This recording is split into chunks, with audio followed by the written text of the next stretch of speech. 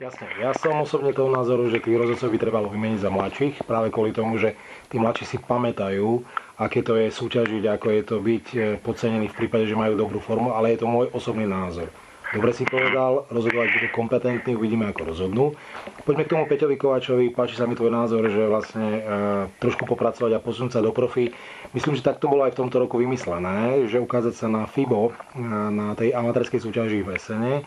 A týždeň na to mala byť súťaž v jeho prípade v Madride, kde bola možnosť bojovať o 2 profikarty. Zhodneme sa, že zrejme Peťo Kováč bol najmasívnejším kulturistom tohto šampionátu, že? Hlavne bol veľkým prekvapením. Ja si ho pamätám už z tých našich majstrovstiev, hej, spred roka a tak ďalej. Pamätám sa, že on tie nohy mal vždy výborné, ale teraz donesol niečo také až prapodivné na slovenskú kulturistiku. Fakt bol mimoriadne masívny, hlavne na tej dolnej časti a ako fakt mu prajem, aby mu to vyšlo medzi tými profikmi, lebo takéhoto ťažkého on je už teraz tvarovaný, jak bývajú tí profíci, takže ako len pribrať pár kýl a môže sa úplne bez debaty postaviť vedľa typov, ako sú Wolf a tak ďalej, vieš, tak ako teraz mu možno moc fandím, ale ja mu to prajem, nech mu to vyjde. Súkromný názor tvoj, zaujímavý ma, v prípade, že by bol o niečo tvrdší, kvôli tomu, že v tomto roku je pravdou, že mu forma nevyšla, v roku predchádzajúcom a pred 2 rokmi bol výrazne lepší. Vieš, to je možno na úkor tej hmoty, vieš, ako Igorko, zase nechceme, aby niekto pribral 10 kg alebo ja neviem 5 a hneď to aj spracoval do totálne tvrdej hmoty, vieš, takže podľa mňa, keď súťaževal, on bol tuším do 90-kár však. On bol do 90, ale je pravda, vieš, takže, v tomto roku mal len 93 kg. To znamená, že veľa kilov mu neostalo z tej pôvodnej hmotnosti, ktorú mal, lebo pôvodne, keď sme sa s ním bavili, tak chcel štartovať síce v 100 alebo v kategórii na 90 kg, ale jeho hmotnosť mala byť okolo 97 kg. No, keď som sa s ním rozprával na backstage, tak mi vral, že za posledné dní mu to nejak padlo, ale na hmote to vôbec nebolo vidno, skôr ma mrzí tá kvalita. Špekulujeme, ale ak by bol tvrdší, myslím, že by dokázal poraziť Petra aj Štefana, aj napriek tomu, že to nie je reprezentant. Ako na našej súťaži, či by ich dokázal poraziť? Tak. Ale fúha, to zase ja neviem, lebo vieš, poviem ti to tak, ja som v kulturistike dosť dlho a už som videl na súťažiach všelijaké podrazy a tak ďalej. Ja som zvyknutý už takmer na všetko, hoci ma to vždycky ešte stále dokáže rozčúliť, ale ja neviem. Igor, ešte raz, dokiaľ sa kompetentní k tomu nevyjadria a neurobia s tým niečo, tak samozrejme, že to bude dopadať tak, ako to dopadlo. Odpovedáš diplomaticky, ale myslím si... Igorko, nechci odo mňa ani nejak ináč, aby som odpovedal.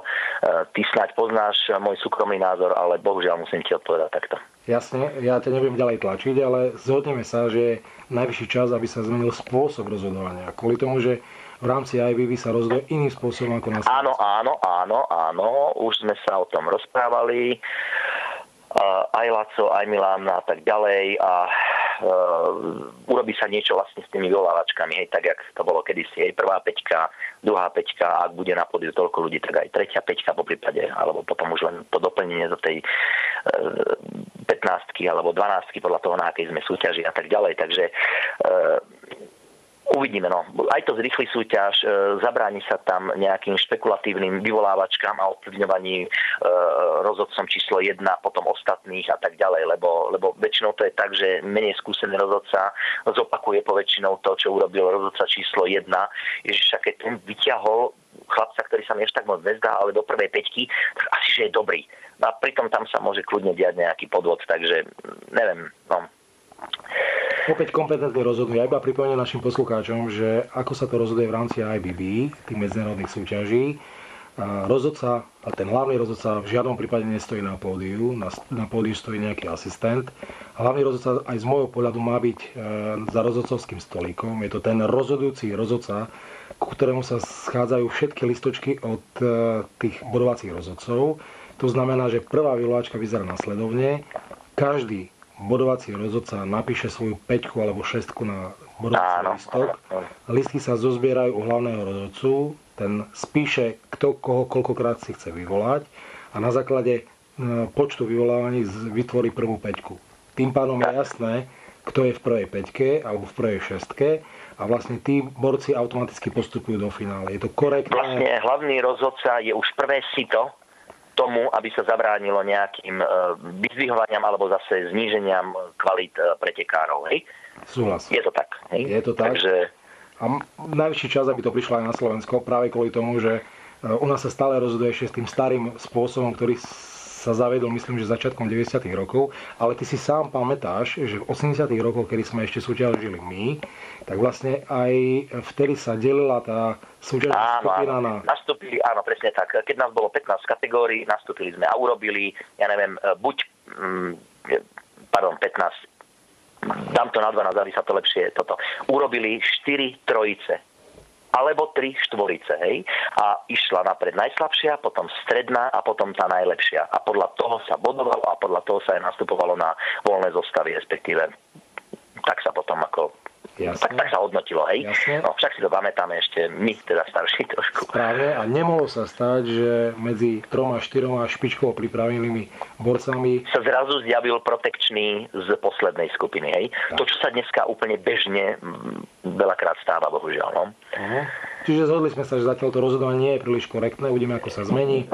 Vieš čo, Igorko, ja stále dúfam v to, že sa to nejak zmení a že, lebo vo finále tí ľudia idú sami proti sebe, lebo potom na súťažiach nám budú odchádzať chlapci, ktorí na to majú a budú tam zostávať len ľudia, ktorí majú akú takú protekciu, hej, takže no a to, z toho potom nikdy kvalita nevzíde, takže...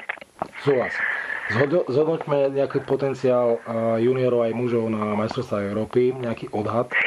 Vieš čo, ešte takto, Igorko, na mužov by bolo najlepšie, keby si zavolal Ľubovi Hečkovi, hej, ale ako v poriadku, ak to chceš počuť odo mňa, budeš to počuť odo mňa.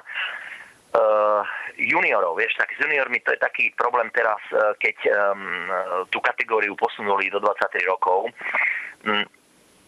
tak podľa mňa tam dojdú dosť našlapaní, hlavne Rusi, Poliaci a vôbec takto ten bývalý východný blok. No. Preruším ťa a opravím sa. Od koho očakávaš ty medailu? Od koho očakávam? Vieš čo, tak ja viac menej, aby sa nenahnevali, alebo toto, ale z VAP od Dominiky, Adely a od Nikoly sa očakáva medaila. To ako... to si myslím, že to je, oni sú nosné body vlastne juniorskej reprezentácie. Ostatné dievčatá, ak niečo donesú, bude to veľmi príjemné prekvapenie a chlapci, vieš, ak to je s chlapcami, môže tam dojsť typ ala Lesukov, ako keď bol kedysi na Európe juniorskej a zmetie to tam všetko, vieš, takže ako u chlapcov by som nebol až taký moc optimista, ale uvidíme, možno, že sa zadarí niečo a tak ďalej. Hovorím ešte raz, veľmi smutný som z toho, že Vlado Honota je v takom stave, ako je momentálne. Ak sa vyškriabe, tak budem veľmi rád, ale hovorím, aj takto možno poznačiť tú jeho formu.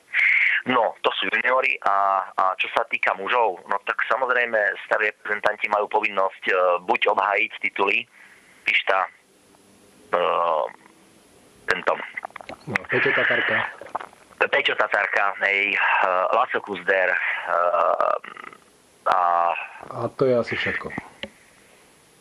Vlastne máš pravdu. Kvôli tomu, že bol tam Jano Soták, ale Jano Soták aj napriek... Janovi Sotákovi nevyšla forma na majstrovstvách Slovenska a bohužiaľ tak má reprezentačný tréner právo na to ho vyradiť, tak sa mu to udialo. No tak vieš, ono to je tak v kulturistike, všetci kulturisti sme tak trošku sťahovační a tak ďalej, že prečo práve ja, ale vieš, to není výlet detí niekde zo školy. To sú majstrovstvá Európy, takže keď niekto na to nemá, alebo sa dostal zrazu nejakým pričinením mimo formy, tak bohužiaľ musí uvoľniť miesto, respektíve nejde tam robiť nejakú hambu. No. A povedzme si pravdu, Janko sa tak na to nemal. No. Ako, ja ho ani nejak osobne moc nepoznám, nemám nič proti nemu, ale nemal momentálne teraz formu. Je pravda, možno, že za 2 týždne by sa ešte dokázal zlepšiť, ale mne to skôr pripadalo, ako keby išiel od Arnolda dolu.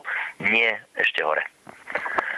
Jasne, ďakujem pekne za rozhovor, držím prst, nech sa darí, my sa vidíme, ak nie v Bratislave, budúci týždeň, kvôli tomu, že mám tam dojsť, tak určite sa vidíme v Santa Zuzane, kvôli tomu, že Izlav s tým tam bude.